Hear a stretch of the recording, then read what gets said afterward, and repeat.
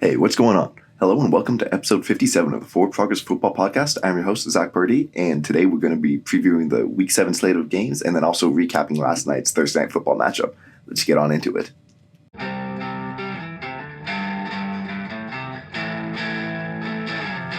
All right, so starting off with last night, the Saints faced the Cardinals. Cardinals winning 42-34.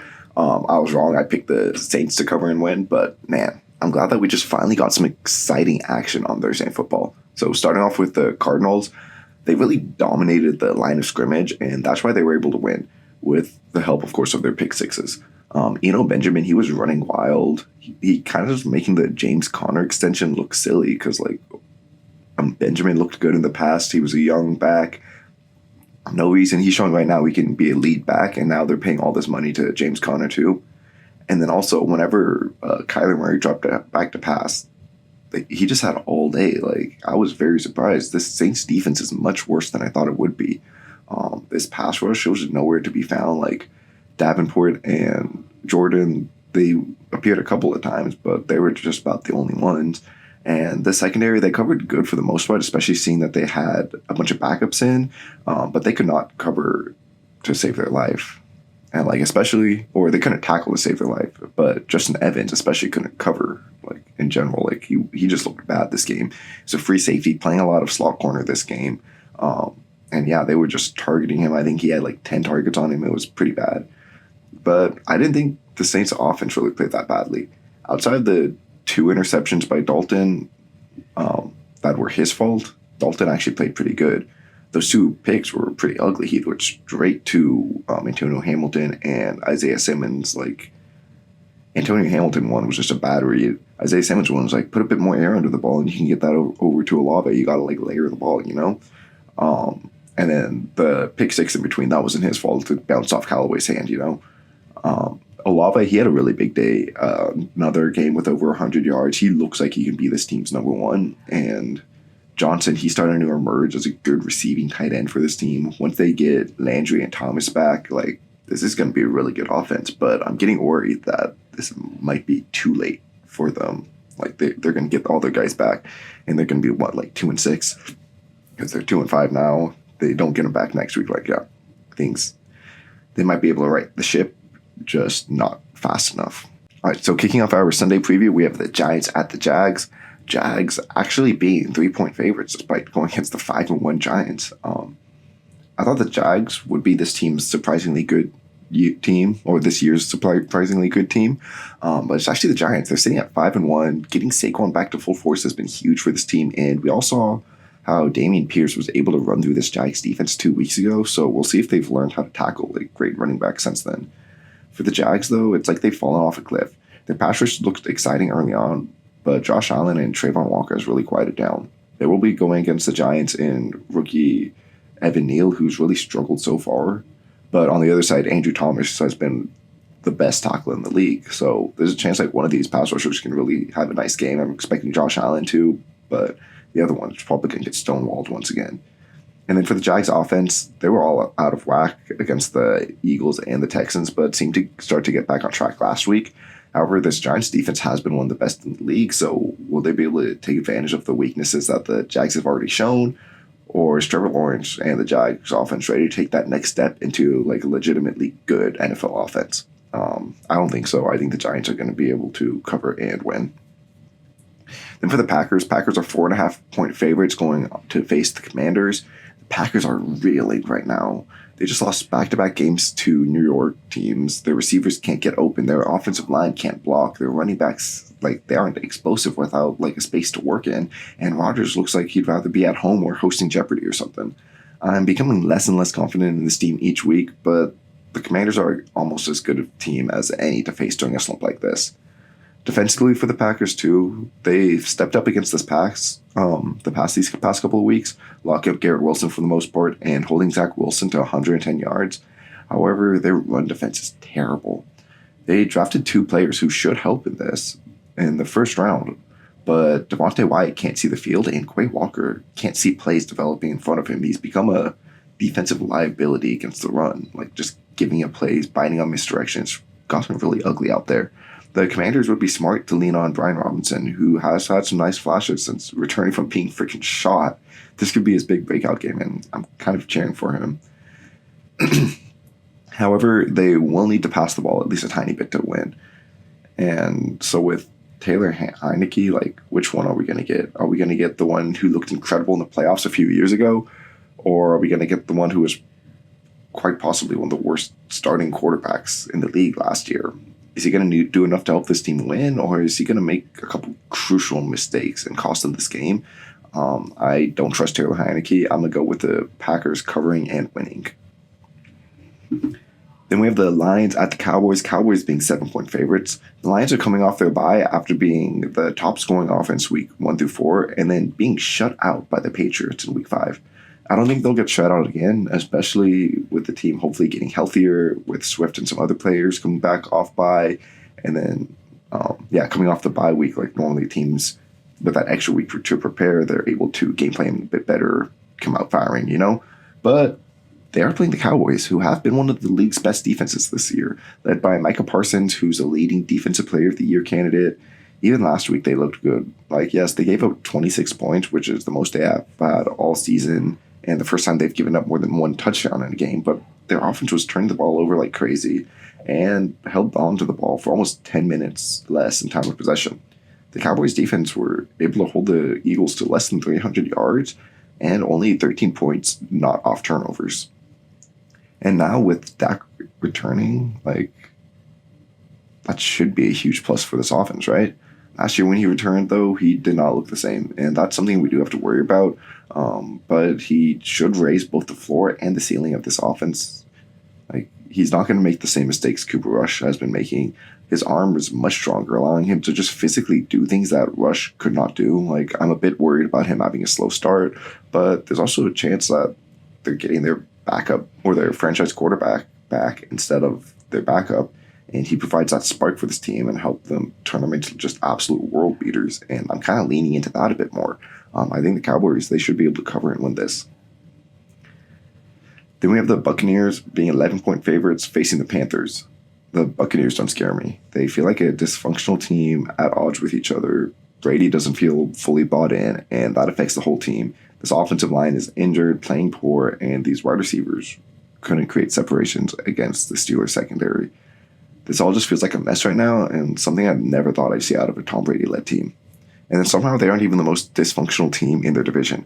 The Panthers are already fired their coach. They traded away a good receiver after he was clearly upset on the sideline. And their quarterback situation is a mess, with Baker going on IR, Dalton returning soon, PJ Walker as a starter right now. He completed one pass past the line of scrimmage last week, and that one pass was caught 1 yard, like past the line of scrimmage. And he went out with injuries last week. Was replaced by Jacob Eason, who threw a pick in one of his few pass attempts. Christian McCaffrey had 158 yards last week. The Panthers had 203 total yards. McCaffrey literally accounted for 78% of their offense. So obviously they traded him. Like, I actually like the move, but like, man, this is gonna get ugly. It was a good move. They got a haul. They got like 4 picks back for him, 2nd, 3rd, 4th pick, 5th pick, something like that. And it's really hard to go full rebuild when you're locking up 15, 19 million. I think those are the cap hits for the next 3 years. That's really hard to rebuild when you're paying a running back, an aging running back who's injury prone, that much money. So I think it was a good move by the Panthers. But man, they just aren't going to have offense. The only way I could see the Panthers covering the spread is their defense stepping up. And they do have some good pieces on that side of the ball. If Brian Burns can get after Brady a bit, this Bucs offense could definitely continue to struggle. The Panthers, they could just lose like 3-10 or something. So like technically covering the spread, even if they don't score a touchdown. I have zero faith in them winning this game because I just don't think their offense will be able to score points. Like, I think their defense has a better chance of putting up a touchdown or at least putting them into field goal range than their offense does. But I'm also out on these Bucs. I just think this game is going to be pretty ugly all around. I'm going to have the Panthers covered, but the Bucs win. Then we have the Falcons at the Bengals. The Bengals are 6.5-point favorites. The Falcons have been really fun this year, though. This ground game, it looks great with Mariota using his legs more than ever before. Caleb Huntley and Tyler Algier refusing to go down at first contact. And then the Bengals are giving up over 120 yards per game on the ground, so this could be something the Falcons try to take advantage of. Defensively, though, they could have their hands full. Their pass rush has been, as one would expect, with Lorenzo Carter as their number one edge. Like, Grady Jarrett definitely has been a different maker up the middle, and he could cause some chaos for Joe Burrow, as the guard and center play for the Bengals hasn't been that great. But if they can neutralize him, watch out. We also have the natty from a few years ago where Jamar Chase put up 220 yards and 2 touchdowns on A.J. Terrell. And although A.J. Terrell looked great last year, he doesn't look like the same lockdown guy this season. The Bengals, they got some of their big game groove back, and that could be trouble for the Falcons. However, I'm still not all back in on the Bengals. The injury-riddled Saints really took it to them last week, and if it weren't for some big Jamar Chase plays on the back of some pretty poor tackling, they very much could have lost. And the Falcons are healthy right now, playing with nothing to lose. Like, they're the underdogs. They've got the chip on their shoulder. I really think that they can pull off the upset here, cover and win. Then we have the Browns at the Ravens. Ravens being 6.5-point favorites. I thought going into the season that the Browns were not going to be good. Then early on, they tricked me. Brissett was looking good. Chubb and Hunt looked great. And this defense was playing good enough to win. But now they're definitely falling apart. Brissett is pressing now, looking like a backup who's trying to do too much. The Patriots were able to completely shut down this ground attack, and while that won't happen every week, I was still shocked to see that they could be so neutralized. And then defensively, this team is all finesse, no power. They've got great athletes like J.O.K., Ward, Newsome, Williams, Delpit, and a defensive line really built to penetrate, get after the quarterback. But with players like that, you can just get ran through, like out physical, 6 linemen up there, Almost everyone is this undersized, modern type of player.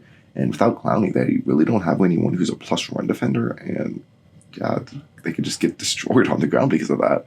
That's terrible news facing the Ravens. I've been low on their passing attack so far, but they might not even need to throw the ball this game. If the Ravens can get out to an early lead, I don't see what the Browns can do to slow down their ground attack.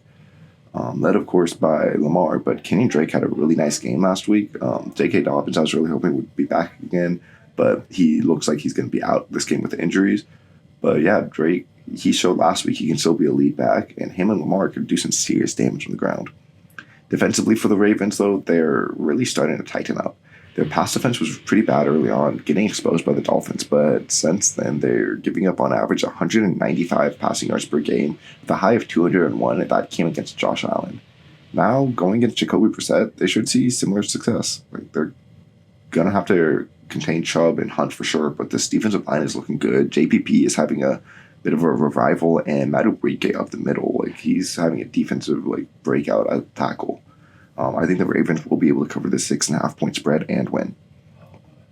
Then we have the Colts at the Titans. Titans being 2.5-point favorites.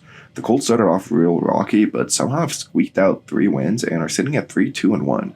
This offense finally got things going last week, with Ryan passing for over 389 yards and 3 touchdowns on 58 attempts and taking 0 sacks. Their ground game, though, they did next to nothing, but they're getting back Jonathan Taylor and Naheem Hines most likely this week, so that should obviously help out a lot. The Titans are coming off a bye after a narrow win over the Commanders. On one hand, Derrick Henry is looking better and better each week, and teams typically have the advantage coming off their bye, but on the other hand, the Titans may have the worst receivers and the worst corners in the league. Titans receivers have broken 1 tackle after the catch this year, and Robert Woods is leading the team with just over 200 receiving yards. Defensively, they've been cycling through corners while dealing with injuries, but the young duo of Fulton and Farley have not lived up to expectations, to say the least. And Terrence Mitchell, he's been getting picked apart out there, like older cornerback, veteran guy, but not someone who you want starting at this stage in his career. It feels like the Colts are somehow building momentum. They did this last year too, starting 1-4 before coming back and then obviously having that epic collapse at the end of the year. Now, though, they've looked bad, but they're coming out of this 3-2-1, obviously a lot better than 1-4.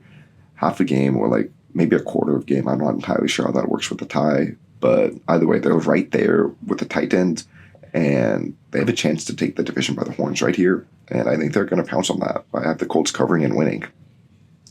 Then we have the Jets at the Broncos. The Broncos are 1-point favorites. How? I don't understand. Outside of the Raiders game, this Broncos offense has done absolutely nothing. It's scoring 16 points or less in 5 out of the 6 games. Russ is dealing with a second injury now. The players on the sideline, they're clearly upset, and just nothing seems to be going right. On the other side, the Jets are the young, hot team right now. Sauce Gardner, Breece Hall, they look legit as rookies. G.J. Reed, Quinnen Williams, they're having the best seasons of their career. And Zach Wilson in this offense, they have their moments. They still need to improve, but they're definitely on their way. However, this Broncos defense definitely could cause them some troubles. Even with Gregory out, this pass rush has been amazing, especially Baron Browning making the switch to edge this year. Justin Simmons' return from injuries has recently been a huge plus for that secondary that already has Pat Surtain in it, looking like one of the best corners in the league already. They do need to get CB2 fixed, though. Damari Mathis was just lit up last week. He's replacing the injured Ronald Darby, who will miss the rest of the season, and he got exposed by the Chargers, giving up four big pass interference calls. I thought he did play pretty well outside those PIs, but he's just got to learn how to be less scrappy. I think the Jets definitely should try to take advantage of this, do enough of offensively, and with their defense, like, pretty easy to shut out the Broncos at this point, right? So I think that the Jets should be able to cover and win this. Then we have the Texans at the Raiders. Raiders being 6.5-point favorites. And the Raiders just frustrate the hell out of me. You can tell how they can be a good team, but it's also so painfully obvious why they're 1-4. Carr in this offense started off extremely slow, but now that this offense is running through Josh Jacobs in the ground game, it looks great, and I don't think that we really need to worry about that side of the ball anymore. However, they definitely have their fair share of problems defensively. They've actually been pretty good against the run, but that's definitely going to get challenged this week by Dameon Pierce. And then their pass rush is doing fine. Crosby, he's playing at an all-pro level again, and Jones is definitely started slow, but picking things up these past few weeks too. The secondary, though, is in shambles. Hobbs has been their best player, but he looked bad against the Chiefs and just landed on the IR. Yasin and Averett, they have both missed games with injuries and then been up and down when in the lineup. And the backups they've been rolling out have definitely looked like backups. But the Texans aren't without their fair share of problems too. I think Cooks and Collins have actually looked really good as a receiving duo, but it's tough to get too excited about these Texans with Davis Mills being leading the passing attack. Defensively, they have some pieces to get excited about, like Jerry Hughes and this pass rush, and then their secondary together is actually coming out together like real nice with Stingley, Nelson, and Petrie all playing well. But ultimately, I think they just lack talent across the board. I think they will be able to keep this game close just because I don't really have a lot of faith in the Raiders putting a team away. But ultimately, I think the lack of talent of the Texans will shine through, and then the Raiders just having that talent, having one of the best pass rushers, best receivers, and best running backs, that will help them win, but the Texans will cover. So then we have the Chiefs, 2.5-point favorites, facing the Niners in Santa Clara. I am very surprised that Chiefs are only 2.5-point favorites. This was before I checked the spread. Actually, let's see, because I wrote the spread before the McCaffrey trade. So yeah, let's see. Okay, so the Panthers are now 13-point underdogs. I'm still going to be taking the Panthers. I still think it's going to be a very low-scoring game, and the Bucs just won't. That's not going to change how good the Bucs do offensively. So I'm still going to take that 2 points. So what? And now the Chiefs are only 2-point favorites instead of 2.5. All right, I still think that's too low. Sorry, just making a couple of edits in my notes. Both these teams are coming off losses, but the Chiefs lost a close game to the Bills, while the Niners lost by 2 touchdowns to the Falcons.